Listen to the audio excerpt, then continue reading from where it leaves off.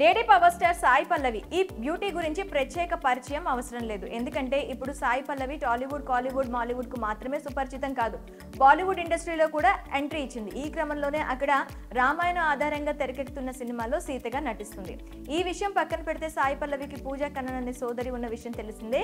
ఈమె కూడా అక్కబాటలో హీరోయిన్ అవుదామని సెవెనం అనే సినిమాతో వెండి తెరపై ఎంట్రీ ఇచ్చింది. కానీ తన అక్కల క్రేజ్ మాత్రం తెచ్చుకోలేకపోవడంతో పూర్తిగా వెండి తెరకు దూరమైంది. ఇకపోతే గత కొన్ని నెలల క్రితం పూజా కన్నన్ తన చిరకాల మిత్రుడు వినీత్ తో నిశ్చితార్థం చేసుకున్న విషయం తెలిసిందే. అయితే తాజాగా ఈ చిన్నది వివాహ బంధంలోకి అడుగుపెట్టింది. ప్రస్తుతం ఈమె పెళ్లి ఫోటో సోషల్ మీడియాలో వైరల్ గా మారాయి. తాజాగా సాయి పల్లవి చెల్లి పూజా కన్నన్ వైవాహిక బంధంలోకి అడుగుపెట్టింది. కొన్ని నెలల క్రితమే తాను ప్రేమించిన అబ్బాయి వినీత్ తో నిశ్చితార్థం చేసుకున్న పూజా కన్నన్ ఇప్పుడు ఏకంగా పెళ్లిపీటలు ఎక్కేసింది. ప్రస్తుతం ఈ వేడుకకు సంబంధించిన ఫొటోస్, వీడియోస్ సోషల్ మీడియాలో వైరల్ అవుతున్నాయి.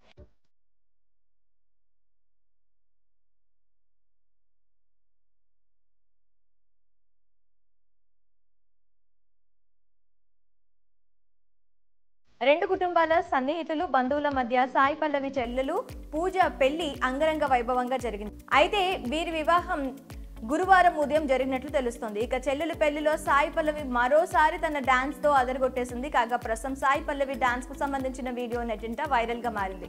సాయి పల్లవి పట్టు చీరతో ఎంతో అందంగా మెరిసింది. వివాహ వేడుక అనంతరం సాయి పల్లవి తన చెల్లెలతో స్నేహితులతో కలిసి డాన్స్ చేసింది. ఇక ఈ వీడియోను చేసిన నెటిజన్లు, అభిమానులు మరోసారి సాయి పల్లవి డాన్స్ కి ఫిదా అయ్యారు. చాలా అందంగా ఉందంటూ కామెంట్స్ చేస్తున్నారు. అంతేకాకుండా కొత్తగా వివాహ బంధంలోకి అడుగుపెట్టిన జంటకు నెట్టింట శుభాకాంక్షలు కూడా తెలిపారు. ఇదిలా ఉంటే ప్రస్తుతం సాయి పల్లవి నాగ చైతన్య సరసన తండేల్ చిత్రంలో నటిస్తుంది. ఈ సినిమాను డైరెక్టర్ చందు మొండేటి దర్శకత్వం వహిస్తున్నారు. ఈ సినిమా విడుదల సంబంధించిన వివరాలు తెలియాల్సి ఉంది. ఈ సినిమా కోసం సాయి పల్లవి ఫ్యాన్స్ ఎంతగానో ఎదురు చూస్తున్నారు.